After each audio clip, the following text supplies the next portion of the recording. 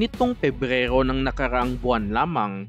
ay kinumpirma ng Philippine Department of National Defense at pati na rin ang embahada ng Sweden dito sa ating bansa na nagkapirmahan at formal ng inaprubahan ng magkabilang panig ng isang dokumento na kung tinatawag ay Memorandum of Understanding na kung saan magiging daan upang tuluyan ng mabili ng Pilipinas ang mga JAS-39 Gripen fighter jets na ino-offer ng Sweden na napakatagal na rin ino-offer sa ating Air Force. At ayon mismo sa Department of National Defense, inaasahang bibilhin na ng Pilipinas ang mga fighter jet sa Marso ngayong taon o hindi kaya sa mga susunod na buwan dahil kumpleto na rin ang lahat ng dokumento na kinakailangan at mayroon ng budget ang DND para sa 15% na down payment na kailangan upang tuluyan ng maumpisahan ang proyekto at isang pirma na lang ay gagawin na ang mga makabagong fighter jets para sa Philippine Air Force.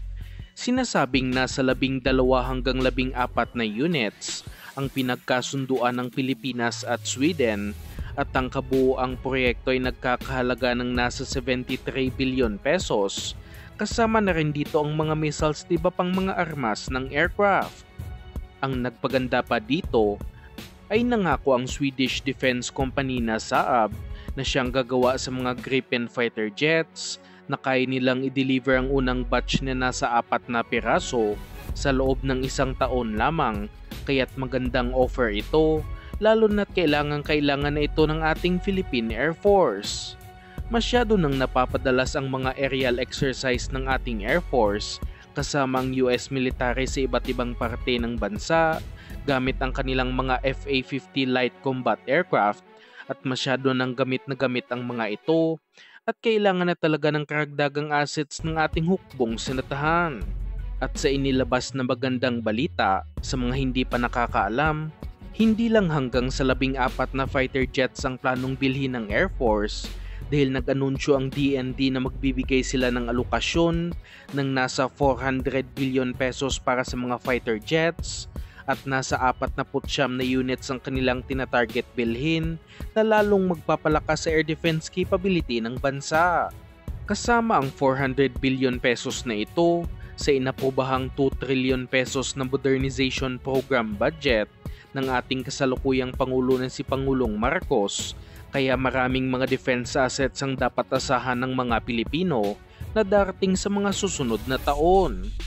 At kung inyong tatanungin kung puro nga ba JAS-39 Gripen CD ang paggagamitan ng pondong ito at planong bilhin ng Philippine Air Force gamit ang 400 billion pesos, ay hindi pa natin alam dahil maraming pinagpipilian ng hukbong senatahan sa ngayon, lalo na't may kakayahan na silang bumili ng mas mamahalin at mas capable na mga fighter aircraft. Isa na nga sa pinagpipilian at ino-offer din sa ating Air Force ay ang JAS-39 Gripen EF variant na pinakabago at pinaka-advanced na version ng Gripen fighter jets, ngunit hindi rin basta-basta ang presyo ng ganitong klaseng aircraft. Mas mahal pa ito kumpara sa offer ng Estados Unidos na mga F-16 Block 70-72 o mas kilala sa tawag na F-16 Vipers, kaya isa ito sa malaking balakid upang bilhin ng EF variant, lalo na't mas gusto ng Air Force ang mga F-16 ng Amerika. Napili lang talaga ang JAS-39 Gripen CD variant dahil mas mura ito, ngunit pagdating sa performance ay medyo kulang ito kung ikukumpara sa mga F-16 Vipers. Maliban sa mga Gripen, ang iba pang inaasahang mag-o-offer sa ating Air Force ay ang Dassault Aviation ng bansang France na mag-o-offer ng kanilang Dassault Rafale multirole fighter aircraft na pangunahing fighter jet na ginagamit ng French Air Force. Pagdating sa performance, lamang na lamang ang Dassault Rafale kumpara sa F-16 Viper at JAS-39 Gripen dahil ang combat range ng Rafale ay doble kung ikukumpara sa dalawang naunang aircraft at mas marami itong kayang dalhing mga missiles at bomba, kaya angat na angat talaga ang fighter jet na ito, ngunit mas angat din ang presyo ng French-made aircraft. Kung ating ikukumpara, nagkakahalaga ang isang JAS-39 Gripen EF variant ng nasa $85 million o nasa 4.7 billion pesos. ang F-16 Vipers na nagkakahalaga ng nasa $70 million o nasa 3.9 billion pesos. Samantalang isang piraso ng Dassault Rafale naman ay nagkakahalaga ng nasa $115 million o katumbas ng halagang nasa 6.4 billion pesos bawat isa, kaya napakamahal ng mga Rafale at nasa 234 units lamang ang na-operate sa ngayon ng French Air Force. Maraming bansa na rin ang bumili nito na may malalaking defense budget katulad na lang ng India, Qatar at bansang Egypt, at susunod na rin dito ang katabing bansa na Indonesia na umorder ng nasa 42 piraso at ang bansang UAE na umorder ng nasa 80 piraso.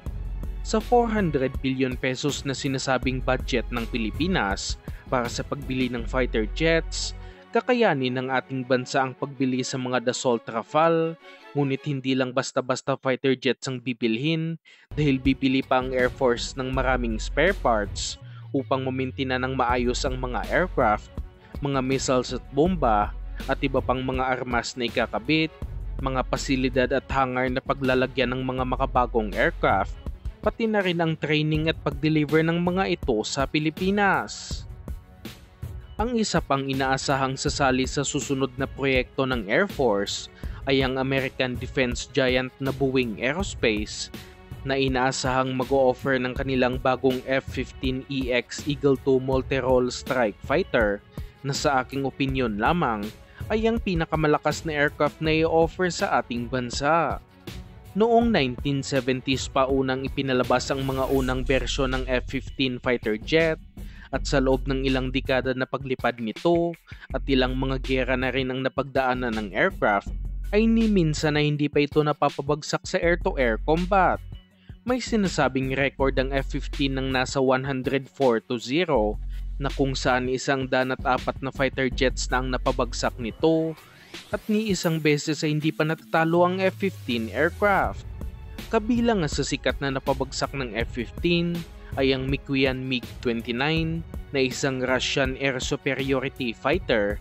at kahit na mga satellites ay hindi din ligtas laban sa fighter jet na ito dahil ang F-15 lang din ang tanging aircraft na nakapagpabagsak ng satellite sa outer space gamit ang isang anti-satellite missile. At ang i-offer sa ating bansa ay ang F-15EX Eagle II na pinakabagong variant ng F-15 na unang pinalipad nitong February 2021 lamang, at maraming bansa na rin ang nakapila sa pag-order nito, kabilang na ang katabing bansa na Indonesia na nakatakdang bumili ng nasa 24 na aircraft. Malayong malayo na umano ang capabilities ng F-15EX Eagle II dahil heavily upgraded na ang bagong aircraft na mas pina-advance ang mga sensors at lahat ng systems, mas pinalaki ang payload na kung saan kaya na nitong magdala ng nasa 12 missiles at kaya ding magdala ng hypersonic missiles, at isa din sa pinakamabilis na fighter jet sa buong mundo na may bilis ng nasa Mach 2.5 o nasa 3,000 kilometers per hour. Pagdating naman sa presyo, aasahan na rin na ito na ang pinakamahal na i-offer sa ating bansa dahil tinatayang aabot sa $135 million ang bawat isa nito o katumbas ng halagang nasa 7.4 billion pesos. Kasama din sa i-offer ay ang matagal na tinatarget din ng PAF na mga KF-21 Boromei ng Korea Aerospace Industries na kasalukuyang nasa testing stage pa rin sa ngayon at nasa iilang prototypes na rin ang kanilang nagawa para sa mga testing. Maganda din ang mga nasabing aircraft dahil nagtataglay ito ng mga kaparehong teknolohiya na ginagamit ng F-35 fighter jet na binili ng South Korea mula sa Lockheed Martin, ngunit wala pa talaga akong masasabi pagdating sa performance nito dahil puro palang prototype o mga aircraft na pang testing ang nagawa ng Korea. Kailangan na ng Pilipinas ang mga makabagong fighter jets at sa taong 2026 pa uumpisa ng mass production ng mga KF-21 at nakapila na kaagad ang mga malalaking order mula sa Republic of Korea Air Force, pati na rin sa Indonesian Air Force. Kaya kung ito ang mapipili ng bansa, ay ilang taon pa ang hihintayin bago makuha ang mga aircraft. At ang pinakahuli sa listahan ay ang Eurofighter Typhoon na magkasamang ginawa ng Germany, Bretanya, Italia at Espanya at isa din sa mga pangunahing fighter jet sa Europa. Hindi rin malabo na mapili ito ng Pilipinas dahil kinukonsidera na rin ng Philippine Air Force ang pagbili ng mga second-hand na Eurofighter Typhoon at dahil sa sinabing magkakaroon na ng malaking pondo para sa pagbili ng fighter jets, ay baka bumili na ang bansa ng brand new na fighter jet na ito. At ayon pa mismo sa Max Defense, pinaplano ng gobyerno na ibahin pa ang pondo para sa pagbili ng mga brand new na fighter jets at mga second-hand na fighter jets, kaya umaasa talaga tayong matutuloy ang mga planong ito at mahanapan talaga ng pondo ng gobyerno ang malaking proyekto na ito sa pagbili ng mga fighter aircraft.